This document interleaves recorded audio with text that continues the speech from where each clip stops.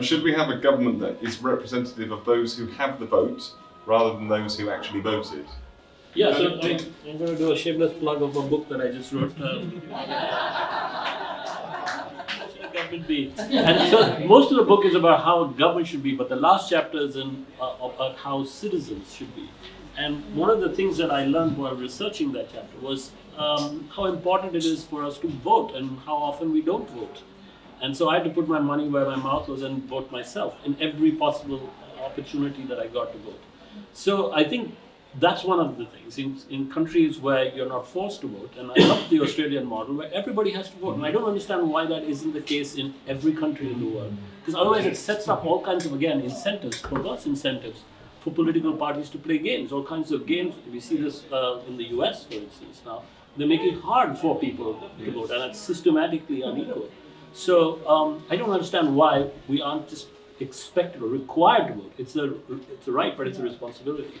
But failing that, if we can't ensure that everybody has a holiday on the day when you have elections and everybody has to go to the voting booth to vote, I think that's what I would say. Is we all ought to vote. Otherwise, we end up with governments that we have no control over, and we all need to blame ourselves because we didn't vote for them. I think Tom's point about first past the post is absolutely critical, because of course in first past the post, if you beat somebody by one vote, you're in and all those votes are lost. Mm-hmm. So it does mean that actually, technically, you can have a party with more votes losing the election than the party that wins. And actually in Wales and Scotland, we have a combination of first past the post and a list system as well. And it does mean that you get a lot more variation in there. But I think it's also the point about who votes that Jaideep has just made, which is absolutely critical too, because what we see is that in the Brexit referendum, if it had only been available to 65 and under, people of 65 and under, we would never have left Europe. We actually would have had a large majority to stay in. So it's people over 65 who actually vote Conservative, mostly, who deprive my kids of the opportunity to work and play in 28 countries. And it's exactly the same actually at the last election. If Labour would have got in, if people of working age voted at the last election. So you've got a situation whereby you have a distortion that those people are most likely to vote. And I feel really guilty about this now, because Jackie, like me, will have been to every old people's home in her constituency, getting out the vote for us. But it's those people who are most likely to vote are those people whose lives are most secure. And those people who are least likely to vote are those people whose lives are least secure.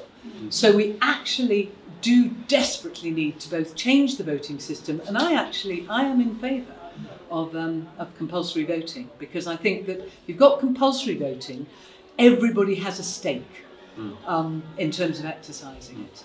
So I just think it has a value as a flip the script approach. The current cabinet was selected not actually by the population of this country, but by the 140,000 mostly male members of the Conservative Party, because we only get to choose what they put on the shelf for us to choose. And so there's a real problem about the fact that there's nobody in the political parties. The total membership of all the political parties in Britain now is about, if you're on a good day, 1 million, maybe a bit more than 1 million. That's all of them put together. That's less than the membership of the RSPB, by the way, to put it in perspective, and is somewhat different than the 5 or 6 million members of political parties after the Second World War, when we had a smaller population than we've got now. So I'm going to flip the script again and say, if about 6% of the cohort of people between 18 and 35 on an even distribution joined a political party, they'd own them all. So sign up. Don't blame us for you're not participating. Can I break the consensus on compulsory voting? Of course you can. I thought you might. Two things. First of all, Australia, of course, is the key example of that we talk about in terms of compulsory voting. I don't see any evidence in Australian politics that this is brought about a sort of more progressive, radical way of doing politics, first of all, which actually plays to the argument about changing the voting system. I've always been quite conservative with a small c on the voting system. I became a little bit more interested in changing it post-2010 when I lost my seat. And I become more interested in different forms of electoral system when I look at actually what I think is more interesting in government in Wales and Scotland than we have in the UK as a whole. But the third point I want to make, and one of the other reasons why I oppose compulsory voting, is because I think it removes the responsibility from politicians to get out and make the case for politics, and I wouldn't want to do that. Yes, it could not be longer.